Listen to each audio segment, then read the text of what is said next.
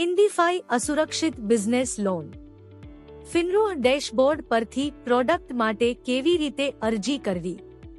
આપેલ ઓળખપત્રો દ્વારા લોગિન કરો. હવે ફિનરૂના ડેશબોર્ડ પરથી ઉત્પાદનો બટન પર ક્લિક કરો.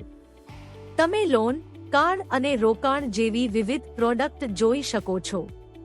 લોન વિકલ્પ પર ક્લિક કરો. બિઝનેસ લોન વિકલ્પ પર ક્લિક કરો. અહીં તમે બિઝનેસ લોનના તમામ વિકલ્પો જોઈ શકો છો.